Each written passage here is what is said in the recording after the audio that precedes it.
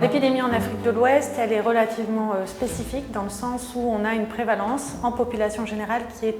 très faible, mais par contre qu'on a une épidémie très concentrée chez certaines populations qui sont les plus à risque. Un des enjeux aujourd'hui, c'est qu'on sait que dans notre région Afrique de l'Ouest, Afrique centrale, plus de 30% des personnes vivant avec le VIH ne connaissent pas encore leur statut. Il est donc indispensable aujourd'hui d'améliorer ce qu'on appelle le premier 90 et donc d'arriver à toucher les populations qu'on n'arrive pas à toucher aujourd'hui dans les activités déjà mises en place. Le taux de prévalence du VIH est élevé parmi les populations que nous appelons populations clés à cause de la discrimination et de la stigmatisation qui amène ces personnes à se cacher et à avoir peur d'aller dans des structures de dépistage. Le projet Atlas, c'est un projet qui est financé par United, qui est mis en œuvre par un consortium Soltis IRD au Mali, au Sénégal et en Côte d'Ivoire. Ce projet vient en fait en complément des approches classiques de dépistage qui existent déjà dans ces pays pour compléter et permettre en fait d'améliorer la connaissance du statut VIH. Le projet Atlas est innovant, qui arrive à introduire l'autotest qui, pour la première fois en Afrique de l'Ouest, on va essayer d'atteindre justement les personnes qui ne seront pas dépistées en première intention. L'autotest peut améliorer le taux de dépistage chez les populations clés parce que justement pour une fois,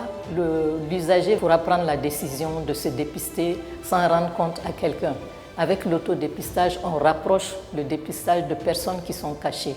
Nous avons en fait une dispensation au niveau primaire, donc qui concerne le dispensateur directement à travers la personne qui reçoit l'autotest. Et nous avons aussi prévu une distribution secondaire, c'est-à-dire la personne qui reçoit l'autotest peut être un relais vers d'autres personnes qui n'ont pas accès aux soins. Le projet Atlas va essayer de documenter tout ça avec un volet recherche important qui va s'adosser au projet et qui permettra au ministère de chaque pays de pouvoir prendre une décision éclairée et argumentée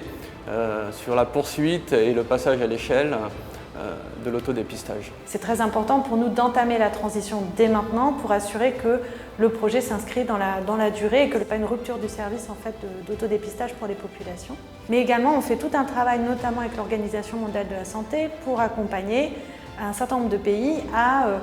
introduire dans leurs documents de stratégie l'autodépistage, commencer également à mobiliser des financements pour démarrer des projets d'autodépistage, mais aussi mettre à disposition tous les outils qu'on a développés dans le cadre du projet et qui ont bien évidemment vocation à être librement partagés auprès des acteurs.